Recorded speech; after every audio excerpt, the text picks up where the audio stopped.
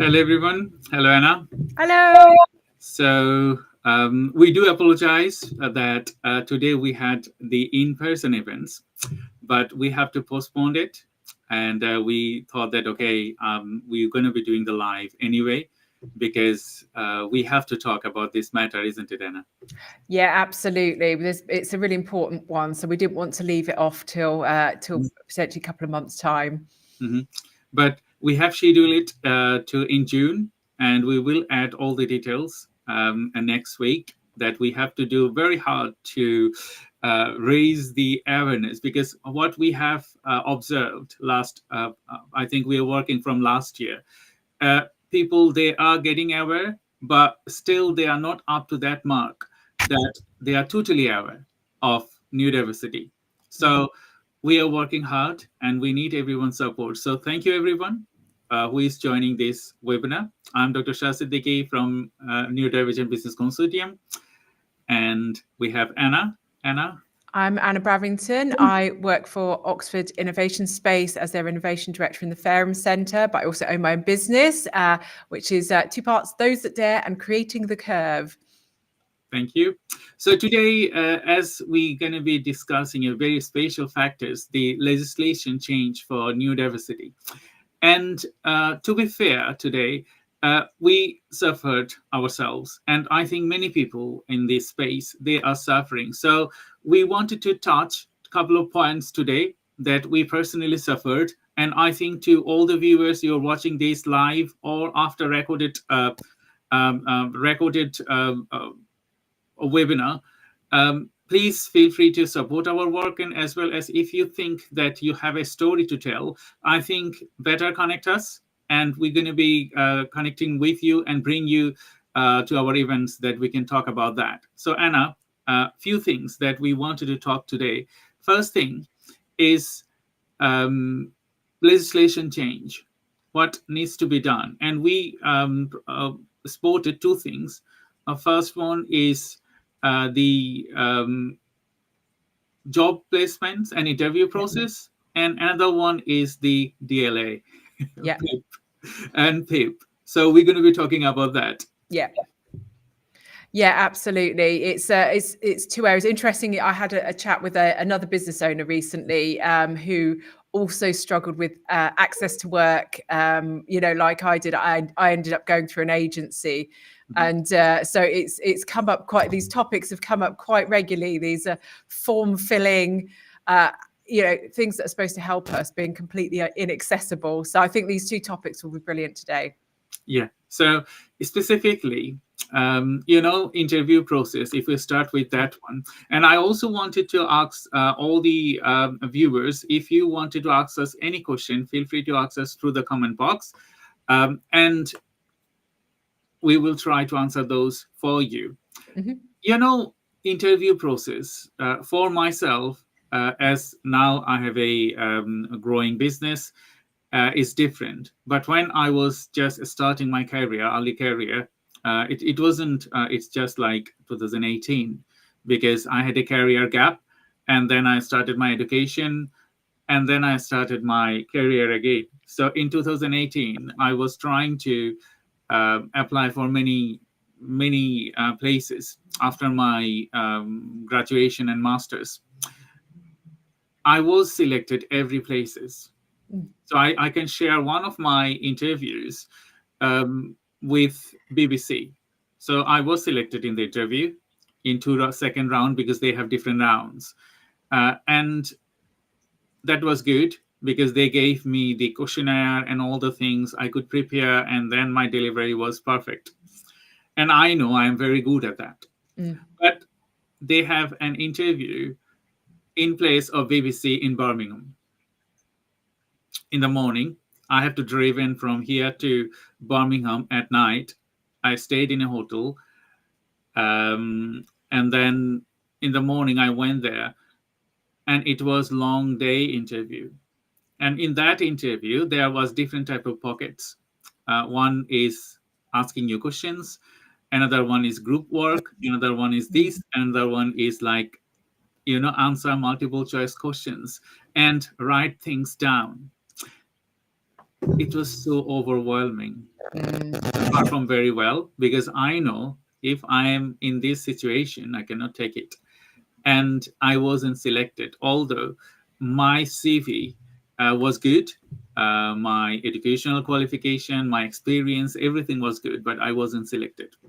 I think most of the neurodivergent people, if you put them in a place with added pressure, they will not do perform well. Yeah. Yeah, no, 100% agree. It's and it's the thing with this is as well that we all have our different needs, don't we? Like we've talked about before. So, you know, I do quite well at things like role play. Weirdly, I know a lot of people hate that, but I think maybe it's more the ADHD personality where I can think off the cuff sometimes. But a bit like your one, if you've got too many different tasks to do, or I did have this once where I had to, I used to work in PR and I had to do a press release while there was a lady looking over my shoulder. And I managed to do it, but I felt so overwhelmed. I actually didn't want the job afterwards because it was actually a really negative experience for me. And actually, I found out they were an awful company anyway. But it was this sort of weird environment where I really struggled with it. And that was off the back of just doing like a speaking interview, you know. And so there was one thing I was already drained, and then I had to do this other one. And you know what? I was thinking about interviews. I don't think I've ever been asked in an interview, you know, over 25 years, if I need any reasonable adjustments. You know, obviously, I don't tend to tell people that I'm neurodiverse, that I've got fibromyalgia, but it's never offered as part of the standard interview process, even for very big companies. Do you need any reasonable adjustments? And the only reason I thought about this is because I mentioned to you, Dr. Shah, that I went to Women in Tech Hampshire Neurodiversity talk the other day, and they were talking about reasonable adjustments. And one lady had been asked for at a big company if she needed any reasonable adjustments.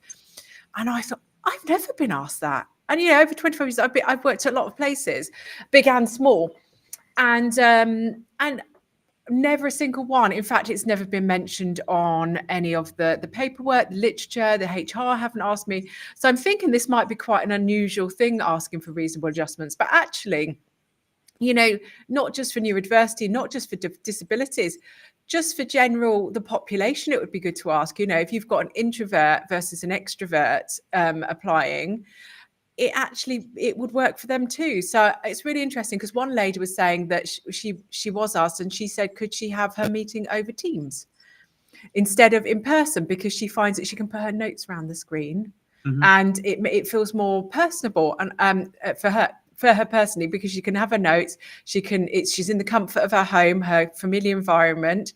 And I thought that was really interesting, because I reckon quite a few people, some people would thrive in person, but some people would really thrive over Teams, being able to have their notes and their feeling of home, their fidget toy on their desk, you know, things like that would be really comforting.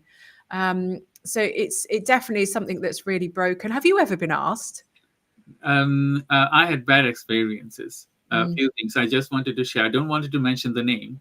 I applied to a university, and you know, normally when we applied somewhere, if you were selected, we asked for reasonable adjustment. Like, okay, if you have any interview questionnaire, if you could share those questionnaire with me, because if you ask me instantly, I cannot answer, because it's just like a Pandora box, and I cannot find it straightforward. So most of the time, the interviewer, they will share with you the questionnaire.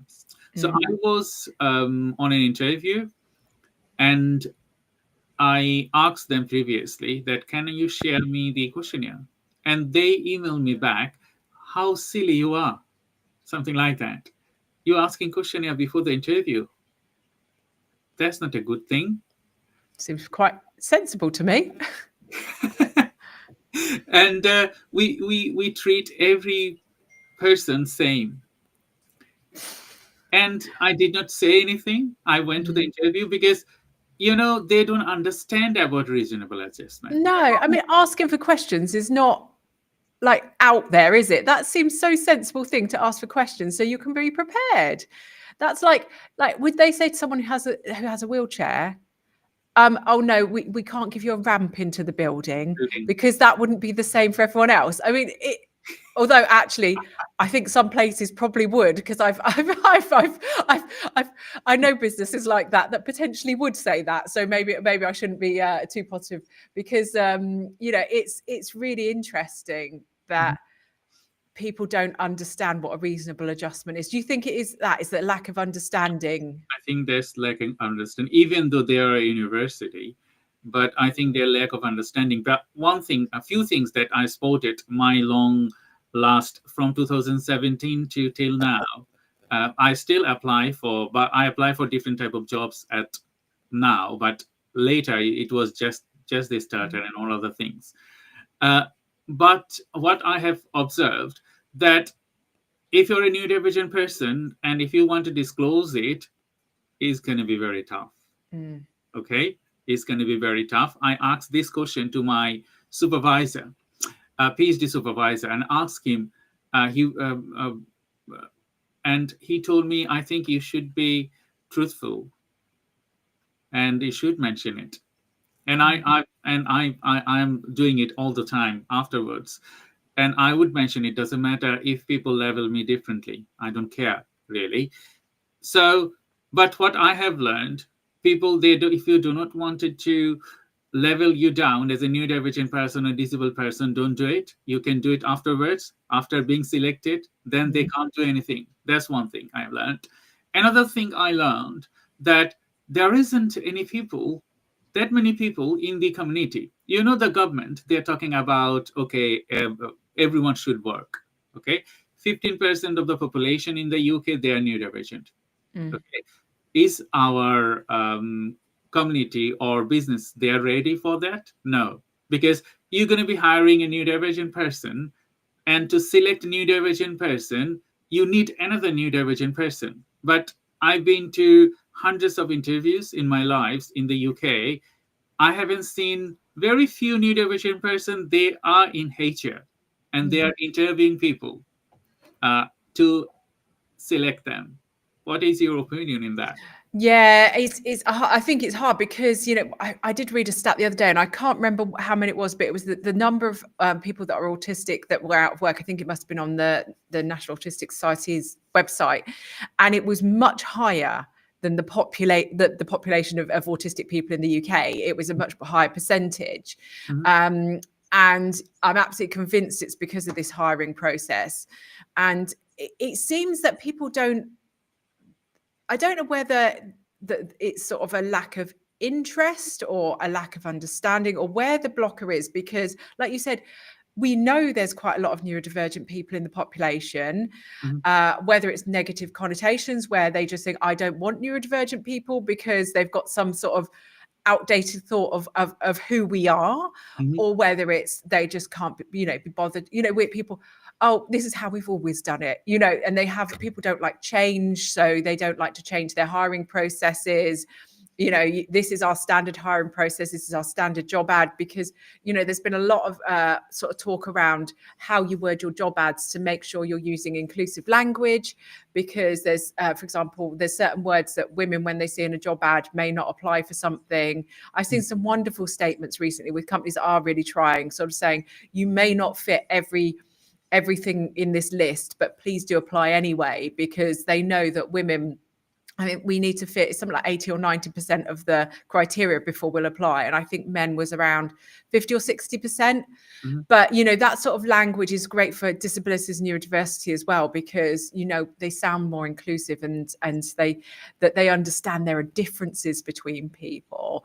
And it's frustrating because that panel that I mentioned that I went to, they were talking around where, when they're being hired, trying to slog it through these interview processes, because they know that when they're there, they will be a brilliant worker, and how they could potentially change this. And exactly what you're saying, because they were neurodiverse people in higher positions within business, so they understood what it's like, how they might be able to change the interview process. But the problem is that if there's no one higher up that may be neurodiverse, or no one in HR, it comes down to that. I'm very empathetic with other neurodiverse people because I've got neurodiversity. I'm very empathetic with any disabilities, even though I may not have their disabilities. I know what it's like to struggle. And I think some people, they talk about privilege, and some people have lived a more privileged life. They've never had to struggle. They've never had these sort of issues, or it's never sort of come against them. So they find it hard to put in someone else's shoes. So that, this is where training can come in. I've done mental health first training to help us put us in the mindsets of someone that may be struggling, so that people can understand like where this person's coming from. When I worked, it's not hiring, but this was about creating systems. And I worked at a digital company, and we hired someone in who was dyslexic to talk through her day, how it was like accessing websites, who's someone who's dyslexic that uses screen reader, what it's like. Oh my goodness. By the end of it, I was so extremely frustrated for her, like seeing her. But you get these real experiences for people. And I think maybe if someone in, you haven't in your HR team or seen a team got someone neurodiverse, maybe get a consultant in, that is neurodiverse to maybe educate and help you understand how you can change things. I remember once working at an agency, and I started a diversity group, almost against everyone's wishes, because there was hardly any women in the business, and we weren't hiring many women, particularly coders. And they said, "Oh, speak to the hiring guy," because we had a hiring chap. And I said, we want to get more women in business and everything. And he goes, "Well, I don't think we have a diversity problem or a hiring problem." And I was like, so that's why we've got a hiring problem, because he just was completely unaware of the complete imbalance. That's just how it was. Women weren't coders. Women weren't senior team. No, we're allowed on the account management team. And that's it. It was really interesting seeing that. And actually I was like, that explains it. And it was he was quite aggressively against the diversity group. He almost took it as a personal slight on himself. So it was really interesting seeing that sometimes not only is it that people don't know, but actually they're actively against this sort of diversity initiative. So it's really interesting reaching that. I don't know whether it's, like I said, he felt it was a personal slight, or it felt like we were questioning his ability or something, but it was really interesting there. Sometimes egos do get in the way, I think. I totally agree with you, because, you will receive emails after you apply for a job. They will say we are inclusive. But when you inquiry about that, what inclusivity do they have, you will find out that difference. Because I went to another interview, a long time ago. I'm talking about 2017 and 18. I went to Cisco. Cisco, they have many branches. So I went to near to the Southampton. I think it was in Reading. And they knew that I'm dyslexic, and they knew all those things. And when I went there, they took my interview and they gave me a 12, 15 or 20 page documents. Can you do that? And how I would say idiotic, because that was idiotic. I'm dyslexic, and I'm going to be writing down on my hands to 20 page documents over there. Oh, God. And I cannot even read my writing after I write something. Same. Yeah. It's just, but that's how they've always done it. So that's how you have to do it. That's the thing, isn't it? It's about, I think that inability to change sometimes and see new things. And I think, I've seen it quite a lot recently as well online, where people have talked about reasonable adjustments, and people that don't need reasonable adjustments have gone, why should you get it? Why don't I get it? Because you don't need it. There's almost this, I don't know, almost jealousy that someone's getting. It reminds me of the children when they go, I'm going to have the pink cup, and then the other one wants the pink cup. It's this weird. Why would you be jealous of someone that struggles and actually, needs some reasonable adjustments? I love I do love my ADHD, but actually sometimes I would just like to be able to organize things. Thank you very much. And so if you can give me a little bit of help to that, then you can unlock all of this potential that I have. And the places that I have the support, I'm like their best worker. I really thrive and I'm brilliant. And then other places where I don't have the support, I really struggle and actually hate working there. And eventually I'll just leave. And then they could have had the best worker they've ever had, but actually they're really, not even slightly flexible. And the thing is, I feel like the reason they're called reasonable adjustments is because we're not asking for much. It's normally quite reasonable and quite sensible. I told you, Dr. Shah, didn't I, about that lady that I saw the other day, and there was a picture of her and she was working under her desk. Yes. And it was this picture and she was sitting on the floor, and luckily she had a sit-stand desk so it could raise a little bit higher, and she was sitting on the floor with her laptop and she was completely overwhelmed. And so she'd had to do her own reasonable adjustment where she'd sat under her desk to get some quiet, to get some get away from the overwhelm.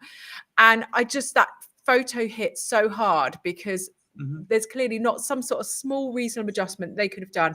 Quiet room or something that she could have just gone to and worked for, a couple of hours. Nope. She had to sit under her desk, with all the cables around her. And it was really interesting because, get back to that panel that I talked about the other day, one of the ladies there in her business, is quite a big business. They have set up a sensory, like, quiet room. So you can have, there's a sort of sensory break you can have there, but it's quiet and it's soundproof and it's brilliant. I mean, that's the high end, that's the dream. But people don't have to do that. They could just make sure that a meeting room is available, or there's just an office space that people can go into.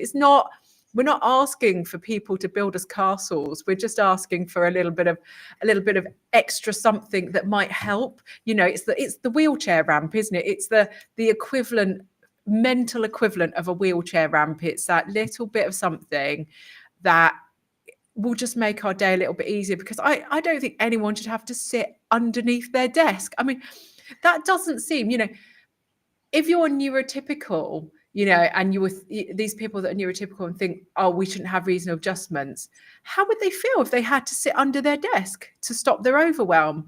That's not something that's enjoyable. That's not something that's fun. Shouldn't someone be able to sit somewhere more comfortable than under their desk?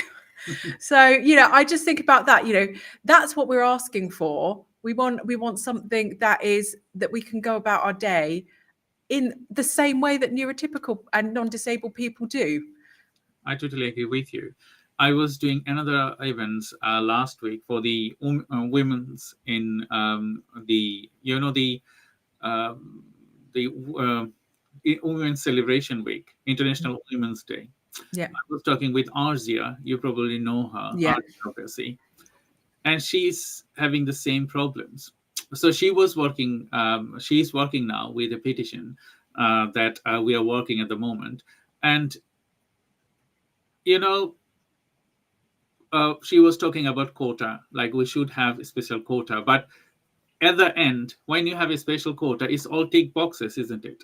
So 15% population in the UK are neurodivergent. So if you fulfill something like a quota system, if you have it's still a quota system now, you need to engage one person from the disability, neurodiversity, and all other communities. If you tick that boxes, you are not liable to do engage with anyone. So when you have a business and you tick boxes, it's all tick boxes, and you could tick all the boxes, it's all done. And what's going to be happening with the rest of the people? Like you hired one person from the 15% population.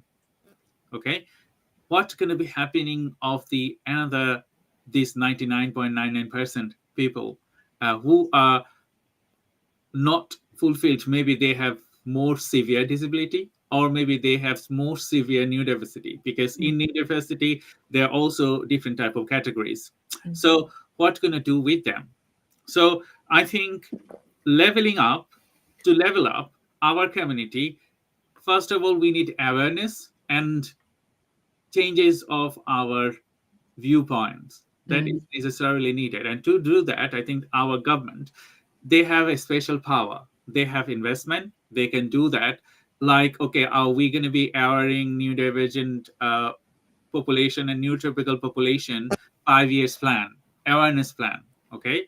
And then starting reform the business things and all other things. I think that could be one thing that we can talk about, because otherwise, if you're not aware, like that story you just shared, if you're not aware, how can you create benefits? How can you create possibilities? Absolutely. And it's really interesting you're saying about the government sort of financially, because, you know, I've seen a few government grants and local grants recently for levelling up to people to learn how to do AI. And, you know, because they want, you know, businesses to learn new skills and everything. But, you know, that could easily be learning how to employ and manage neurodiverse and disabled people to make sure that they are safe and getting their full potential, and, you know, and making sure that we're the best of the best. It's really interesting, you know. They say they want people back into work, and actually I can imagine these grants being a really good way of doing it. If they, you know, if they can do AI grants, but, you know, why could they not do you know, ensuring people are safe? And I find as well with some of these things that, like, for example, when I've worked in big businesses and they've had they get internal management training, and it's never compulsory. And so what happens is, and I remember that one of the HR guys, he said the people that come to the management training are the people that don't need it. The people that don't come are the ones that need it, because those tend to be the problem cases. They said if you're coming, it's probably because you're quite open and willing to learn and everything. And he said the problem, without being compulsory, the people that need it don't come. And so I don't know how the government would do this, but, you know, they've made legislations around disability discrimination and things like that. But how can they, you know, almost force people? I don't know if that's the right word, but, you know, make sure that they are covering this. Because if they want people back into work, what you're going to end up with is them trying to force disabled and neurodiverse people back into work. Those neurodiverse people and disabled people are going to be miserable. They are going to be stressed. They might be bullied. You know, they're not going to enjoy the workplace, and they're either going to end up getting mental health issues or leaving again, because this is what happens. This is why so many of us are entrepreneurs. It's not like we haven't tried work. You know, I mean, I'm lucky I'm in a really supportive place at the moment, but the reason I started my business, I have tried places and I have worked at lots of different companies, and there's very few of them that you know, I could count on less than one hand are supportive. And so they're just going to be back out of work again, because there isn't the environment to keep them in work. You know, and we go back to the sort of the wheelchair analogy, because it's an easy one. It would be, you know, asking someone in a wheelchair to work in a building with steps every day and expecting them to somehow get up the steps every day, and being incredibly frustrated that they couldn't actually even get into work. You know, it's a similar sort of thing. I always find, and I don't know if this is about hidden disabilities, but when you give it in a sort of metaphor of someone that is physically disabled, people seem to understand it better, because hidden disabilities, because we look non-disabled, I don't know what it's from the outside. Yeah, there's a guy on Facebook, and he's and he's got this famous quote where he was on I think he was on a train with his son, and this woman goes, oh, well, your son doesn't look disabled, and he sort of comes back with, oh John, do an autism for the lady, you know, because and I think my son has this, because my son's autistic. You know, he can look neurotypical, because, you know, what does autism look like? He can hold a conversation, very one-way conversation, but people who don't know autism don't notice that. They think he's talkative. You know, when we go to a restaurant, he's well behaved and everything. No one knows that he's sitting there getting extremely overwhelmed with all the noise and barely containing it together. So, you know, he doesn't look autistic, because I'm not quite sure, maybe we're supposed to have a label on our foreheads. No, I think there's a misconception that I have suffered myself, Yeah. because when you look at me, you don't see me as a disabled. Yes, Yeah. disability and neurodiversity is totally different things. Yeah. So I am neurodivergent and I'm also disabled. But Yeah. if you look at me, you don't see my disability because it's not visible. Yeah. So that's one thing. Another thing, uh, when people see neurodiversity, like, okay, autism, they think that autistic people or any neurodivergent people, they are the Down syndrome people. Yeah. Okay, Yeah. they treat us like that. If you are autistic, if you're neurodivergent, you probably in Down syndrome. But Down syndrome and neurodiversity is totally different, Too isn't it? different. So that's why they can't see in our face that we don't have any Down syndrome face. We don't have anything like that to showcase them, because we are top of the spectrum, isn't it? Down syndrome is bottom of this spectrum. I So think I think also there's too much media, and what they're expecting is what's that? It's something. There's something about Mary. Do you remember that show and that film? And the brother who has autism, he has the big headphones on. They're like, well, where's your ear defenders? Or these sort of things that some autistic people need and some ADHD people need, but we don't all need them, no. because it's a spectrum and we're all different. And so there's this, they're either expecting Rain Man or ear defenders or something that gives, like you said, that physical indication that we are some sort of stimming or something that gives us away, that we are neurodivergent or disabled. It's like, you have to have something. I suppose it's similar for mental health. People that have mental health, poor mental health, they always don't. Yeah, well, you don't look ill. Well, no, because you can't see my brain, and how I am inside. And so I think there's a similar problem that they have there as well, because it's this physical one. And I think that's why people like the sunflower lanyards, because shows you need some help, and it's some sort of thing. Because I saw a school that was trying to enforce them, so they were going to make all children that were neurodiverse or disabled have a sunflower lanyard. And it's like, well, you don't make us go around flashing our medical cards, our medical records at you. So why should they? But I think some people seem to prefer that because it's some sort of indication, external indication. We could go, like I said, go down the roads of having that tattooed on our forehead or something, just to. But we already have enough issues without having to appease people and sort of showcase that we need help. We can just ask for it because we're more than capable of doing that. Actually, that's another of my bugbears, when someone finds out that you're neurodiverse or that you've got a disability, and they'll ask the person next to you how you're doing because it's once again that sort of inability to understand that many people that are disabled are perfectly able to answer for themselves. So I totally agree with you. Because another misconceptions in the in normal typical population is that when you are neurodivergent, they don't want to recognize it. The first thing that, okay, why should you be neurodivergent? What's wrong with you? I can see you normal. This normal thing is not normal because they don't understand it. But if you are normal, if you do not like, okay, you are disabled, you have to be in a wheelchair. That's our misconceptions. Disabled people are on the wheelchair, okay, or they were going to be with a crutch, okay, or something like that to show them that we are disabled. That's one thing. Another thing, neurodivergent people has to be Down syndrome wise. Okay, their face and all their things, all their attitude has to be different. Otherwise, they don't recognize neurodivergent people. That's another misconceptions. And we need. That's why we discussed earlier that we need awareness first. Like maybe some of those person, they are behaving different. Some of them might a neurodivergent person. They don't know, because the research statistics shows that Some people, they recognize their neurodivergent over 40, 45.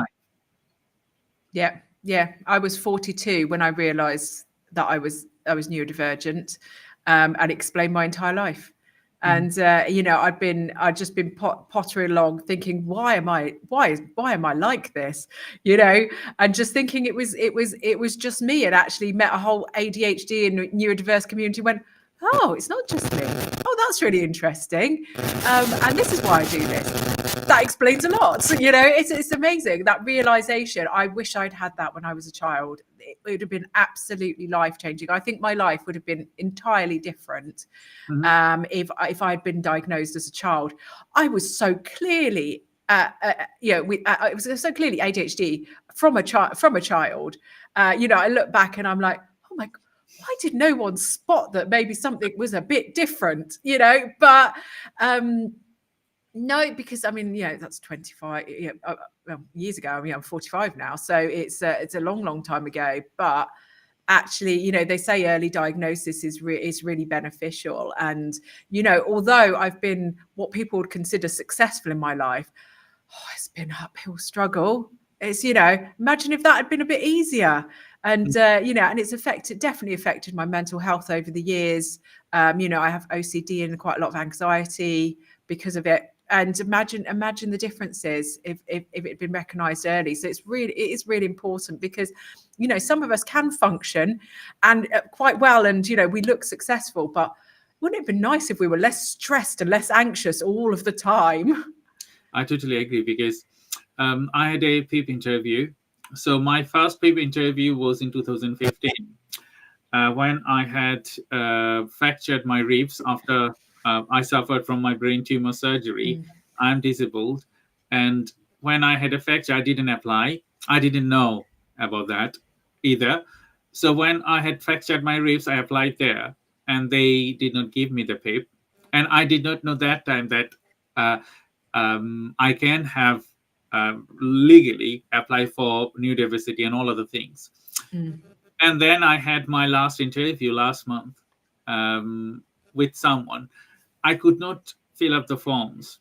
And I told them, sorry, I cannot do it because I cannot fill up the forms. And it's very difficult for me to fill up the forms. I had my son one, as my son is also autistic. His form is on my desk for last 1.5 years. And if I think about filling that form, it gives me goosebumps. Okay, I cannot do it because it's hundreds of pages.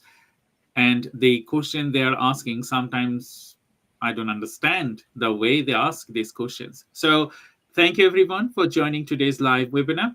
And I'm Dr. Shah Siddiqui, and we have Anna Bromington. And I hope you're enjoying our webinar. The last half, we're going to be talking about PIP, DLA, and all other things and our experiences. And if you find anything interesting, and if you wanted to contact us, we can lead you to the people, signpost you to the relevant sections and all other things, Anna. So, Anna, thank you very much, because you went through with your son's DLA. That was really helpful. I did not have that information. What mistake I have done previously, that in neurodivergent people, I have seen that most of the neurodivergent people, they are very much saint-like character, or very much worse. They're going to be thieves. In population, in most of the jails in UK, you will find that majority of the people are neurodivergent because of silly things, stealing, and a lot of other things. And other majority of people, they're like saint type. We are very truthful, okay? And we wanted to say those things. We don't want it to bend. We just wanted to say, yes, can you do that? Yes, I can. Even though I struggle, I wouldn't say that I struggle, but I can. And for DLA or PIP is the worst case scenario, isn't it? You don't need to write it down what you can on a typical day. You need to write it down what you can't do on a typical day. Yeah, it's really hard. And the thing is, when you're filling out, you're normally filling it out on a good day, because that's the day that you can fill it out as well. So, you're like, oh, but most of the week I'm like this, but I feel a bit of a fraud saying that, I'm like this, because today, this one day, I did all right because it was a good day. I have the same with fibro, and, I'm having a good day. I feel I've got lots of energy. So I will do it today. And I'm like, oh, well, I feel a bit fraudulent. And I was like, but the other rest of the week, I was in extreme pain. And, so it's really hard to do. And it took me, for my son's DLA, it was well over 3 months. And what I did is, because what you can do is when you apply for DLA, you can apply and phone up, and they will register that you're applying. And so when you eventually apply, they will count it back from that day, and you'll actually get backdated to that day. Now, because I get overwhelmed and with ADHD, I actually didn't do that stage. I actually downloaded it from the website, didn't tell them I was applying, because you don't have to. And I took my time filling it out, because what happens is, once you tell them, you've only got a certain length of time to apply. And I'd read this form and thought, I cannot deal with the pressure of this. So I actually lost out on, lots of extra backdating from my son, which, with a son that's got autism, I have a lot of extra expenses. Things like, when I took him, he was going away with the school, but he couldn't stay with the other children overnight because he just can't cope with that. So I went with him. So I took 2 days off work. I paid for hotels, paid for obviously petrol, food, cost me an absolute fortune, so much more, probably about 4 times as much as the other kids paid for their time. And I had to pay for the trip as well at the same time. So, there was loads of things like that happened during that sort of 3 months. And so, because that wasn't a neurodiverse friendly approach of making me tell you and then giving me a deadline, because that's something I just couldn't do. Because, like you said, Dr. Shah, those forms are horrendous. It took me months to fill them out. And the questions are, I'm sorry, they are the worst questions. I mean, worse than any exam that they are you have to, it's like some sort of mathematical equation that you have to work. Given that some people that filling these out will have cognitive disabilities, I consider myself, reasonably clever. I don't have learning disabilities. I've got a degree, like yourself, Dr. Shah. I've managed to. My goodness. I mean, they were open to interpretation of 50 billion ways, which then adds to the stress. Exactly what you're saying, Dr. Shah. What if I get this wrong? What if I'm not 100%, sure on this question? Because this is the most awful, ambiguous question. But it's not just me. I like my friend's neurotypical, and she was filling it out for her daughter, and she was like, I don't understand it at all. So, it was even neurotypical person could not understand this question. So imagining a disabled person trying to do this, they might be in pain, they might have learning disabilities, they might get overwhelmed. Or, from neurodiverse people, sometimes we don't interpret things the way that they should be interpreted because of the ambiguous nature of questions. So there's all these things that go wrong. So then it's adding to this anxiety, isn't it, of filling this form in, you're building it up, then you procrastinate doing it because it just becomes this overwhelming ball of things that, I felt for probably 3-4 months I was filling it out. I thought about it all day, every day. It was constantly in my brain. I was stressing about it, and it became this black fog around me of this thing that I had to fill out. But I knew that I should do it because my son, he needs the extra help.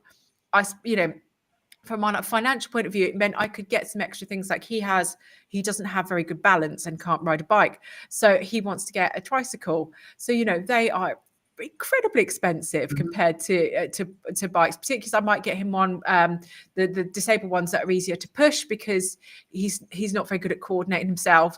So, you're talking, instead of a standard bike that might be sort of 50, 80 pounds, you're talking 500 pounds. So I'm thinking all the things that I could get him, all these extra things, when we go to London, he can't go on the tubes because they're so noisy. So, how can we get around? He struggles with buses because they're very, very busy. So I pay for taxis. So it means we could go to London more and do the things there, all these extra things that we could do, pay for clubs for him to go to because he can't go to the school clubs and things like that. Yeah, get activities, maybe get like over the holidays, maybe get a babysitter in or a nanny to play with him while we're trying to work and things like that. All these extra things that I'm like, oh, that would really help, you know, because sadly I'm not a millionaire. And all of these things are, I don't know, as soon as it's a bit like weddings, as soon as people hear the word disabled, it seems to rocket in price, you know, all the disability aids. My dad's disabled. And, you know, he's there buying his electric wheelchairs on eBay because it's a little bit better value, or, you know, or buying it and then getting me to do it up a bit for him so that it's, you know, saves a bit of money. It's ridiculously expensive being disabled. You know, things, I've got fibro and things like, you know, I've bought vegetable choppers because I can't grip very well. I've got this electric thing that peels my potatoes for me, because last time I tried to peel a potato, I cut a big chunk of my thumb off because I can't coordinate myself, you know, for my own safety. Mm-hmm. So it's really all those things. And yet you've got this big thing and you're like, and I must admit several times I was like, maybe I shouldn't bother. This is too much. This is too much for me. And how many disabled people think that? I won't bother. And then they're not getting the help they need. You know that, and there isn't any proper place for you to get supported. No. I have seen many places. You will find very few places they will support for your DLA and PAPE applications. Mm-hmm. They will ask you go to the Citizen Advice Bureau, but Citizen Advice Bureau, I've been to Citizen Advice Bureau many times, but they are not very good at all the things they do. Maybe a particular things. If you have a dispute regarding your rent or citizenship, those kind of things, they are very good at that. But when it comes for your disability and PAPE and all other things, it's very difficult, and it's also expensive, because when you think that, okay, you need to apply for a PAPE application or DLA, those consultants, they're going to be working with you. They are expensive. They it's their job, so they are expensive. So either you pay them, or either you don't do the application. So that's why to all the viewers, we have come up like, okay, we need to raise our voice to the government, at least these two scenarios that we are discussing today, to talk about. Another thing I can share, just a note that you said the disability cost a lot of money. It was my son's circumcisions. I did it last year. Whenever I talk to a clinic and they ask, does he has anything? I said, yes, autism. And they said, okay, well, people with autism, we charge triple the price. What? Yes, because it's the way that we do, because we can't operate someone with autism for circumcisions. And then what I have waited a long time. And last time what I did not tell them. Okay, I went to a different clinic. I did not tell them, and then did his circumcision. So these are the things that when people know that you are disabled, the price get tripled, doubled, multiplied different times. So you cannot afford it, so you don't do it. Yeah, no, it's very true. Like my son with the dentist, that's a huge one. I know a lot of autistic people don't like dentists, and for him, it's very scary, very noisy. He can't bear any pain. He's super sensory. And we started going to the NHS dentist, and the idea was he was going to go quite regularly so he could get used to it. But because NHS dentists their main, I say NHS dentists, they do NHS and private because they all do these days. And what happened is they kept cancelling his appointments every single time. So he then ended up not going for about a year and a half. And so he'd just forgotten what it was like to go to this dentist. And to be fair, they don't have much time. It's very rushed. So now I'm paying for private dentist because he needs to go regularly. I tell you what, the difference. You're in this very small, calm environment. It's lovely. But you're going from free dentist to about £50 a visit for a child, you know, so that gets quite expensive, you know. And then obviously if he needs any work, it will be paying private figures, which can be in the hundreds and thousands, you know, and even the thousands, you know. So it's all of those things that little bit. So it was really interesting because there's a lady I follow on Facebook called Disabled Eliza, and I highly recommend everyone watch her. But she was talking about why she needs the funds. You know, she has a wheelchair, she has walking aids. You know, she's like me, doesn't have very good grip, so things to open bottles and things like that. So it's, you know, she said that it's really expensive to be disabled, and you know, we have all of these extra things. I mean, some people who are disabled don't need as much, and some need a lot more. You know, I don't need wheelchairs or anything like that, but you know, I've through access to work from my home office, I've got a heated chair that is very supportive for my back, so I'm not in pain all the time. But you know, so there's some people that need loads of stuff and some that don't, and that's where, you know, you get the gradings of DLA and access to work and everything, because if you don't need much, you get less, and if you need more, you get more. Well, that's the general idea. I totally agree, because you know, every typical neurodivergent person, they are different.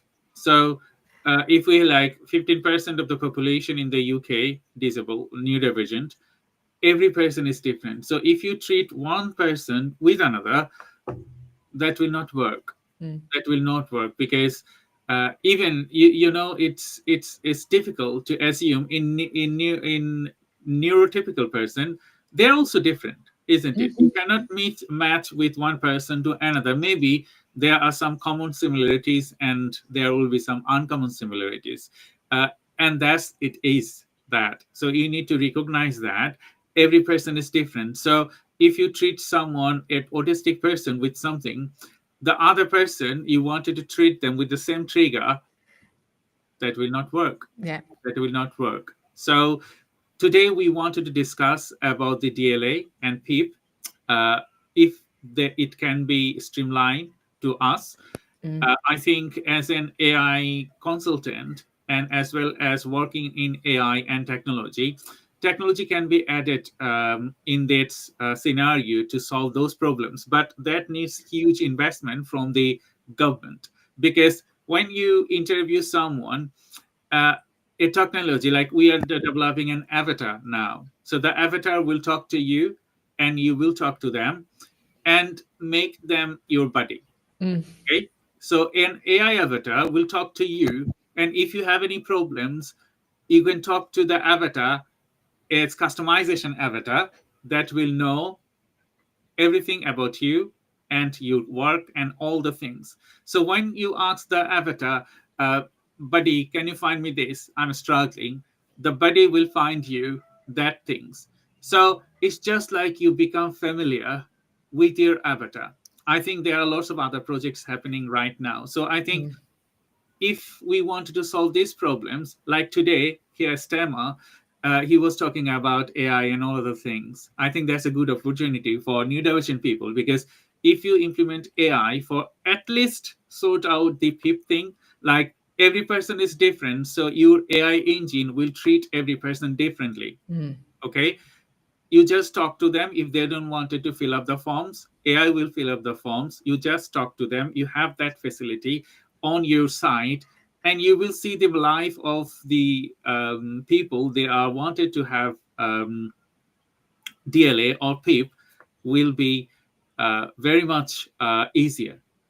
Yeah, no, I 100% agree with that, because I mean, as you know, and I think I mentioned previous episode, I went with the This Is Me agency to do my access to work, and it was so nice being able to do it conversationally and then fill out the application for me and sort of advise me along the way. And that's the thing I needed as well, the sort of advice, because almost if you're, I think sometimes when you're disabled or you know, neurodivergent, you know, whatever condition you got, you sometimes don't know how different you are from other people.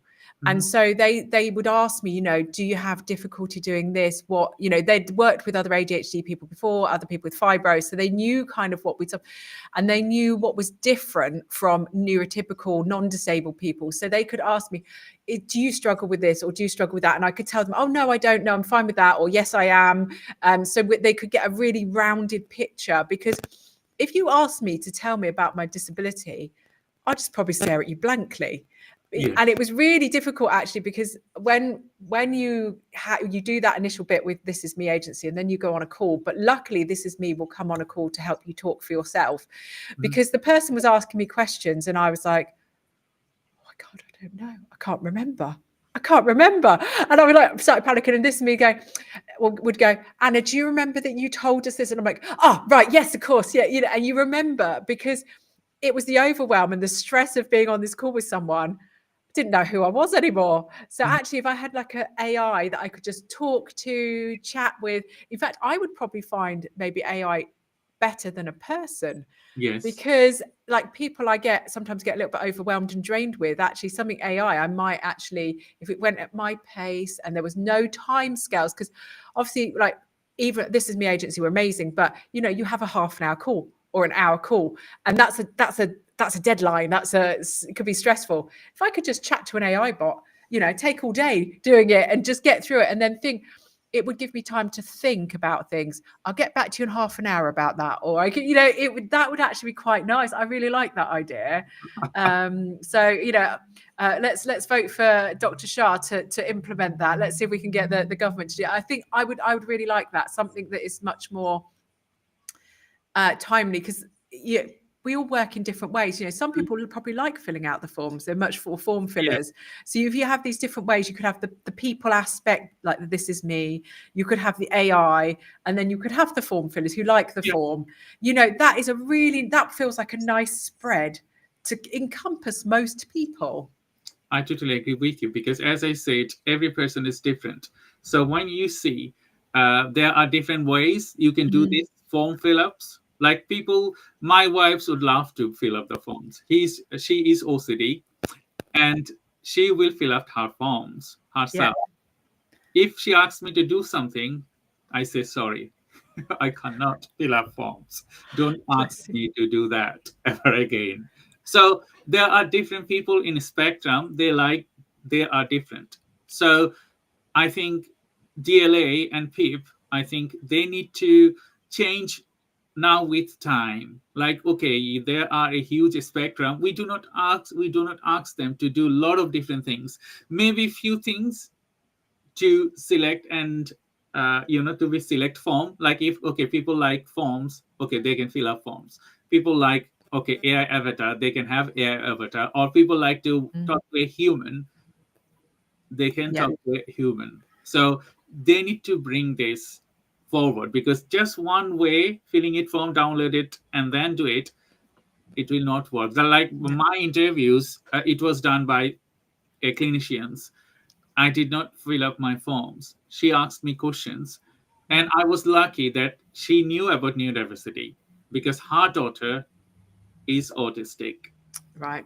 So whatever she asked me, I told her that, it doesn't, maybe it doesn't mean anything to you, but I am like that. And then she disclosed that my daughter is autistic. So I understand, Shah, what you're talking about. So don't worry about that. You can tell me anything that you want, because I understand the pain. I understand how it can go through. My daughter is similar like you. Like, I need 10 different things at the same time, unless I can't function. And there are people out there like you, so don't worry about that. So I felt very much soothing. I don't know I will get it or not get it, but the comfortable thing that I was on that interview, although it was a lot of pressure, because I don't want to discuss my things that I cannot do. I'm a successful person. I'm successful in many ways. And when I wanted to talk about my disability, that gave me lots of goosebumps.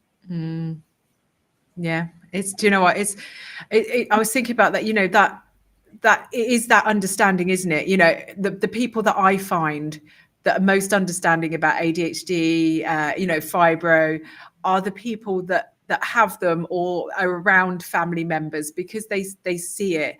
And actually, it's really interesting when you look at social media and you see people's misconceptions of it. Some of them are so negative and so derogatory, and you're like, how did you get that perception of something that you've never encountered? You've got some sort of weird skewed vision of it. Dr. Shah and I were talking before this about the recent article and stuff around dyslexia doesn't exist, and you're like, well, have you not seen someone who's dyslexic trying to read and get through life. I mean, my goodness, it's, you know, incredibly difficult. And you know, there's just simple ways of helping people. You know, for example, I know a couple of people that, you know, they have the yellow paper, and some people have the red paper background and the blue paper background, and it's the different color backgrounds. And actually, they can then read fairly well. And it's like, that's just such a simple adjustment. And are we telling people that they don't have dyslexia, they're just messing around and they just like yellow backgrounds? They're not. You know, there's genuinely a difference, and doctors say there's a difference, you know, but people have these misconceptions around things, and it's so frustrating, I think, for the disabled community, you know, and the neurodivergent community to do that. I remember, actually, it was funny, I was talking about Rain Man earlier. My someone did ask me whether my son could just add up maths in his head, and I was like, no, he's not very good at maths. So, you know, because they'd seen these programs, you know, in the media, and they were like, you know, and say with him, oh, can't he? And because he's such a noise, can't he just wear the big, you know, the big ear defenders? I'm like, no, he's so sensory, he can't cope with things over his ears. And they were like, oh, but all autistic people wear ear defenders, and it's like, no, they don't. So it's just these portrayals that they get, and it's really interesting. So I think we've got to fight that as well. Maybe part of this is about fighting it in the media. And so my son, he's very good at mathematics. Like me, I'm very good at mathematics, but only the mathematics that you know, the algebras and all other critical mathematics, I'm very good at it. But if you ask me reasoning mathematics, subtractions, add up, I'm zero.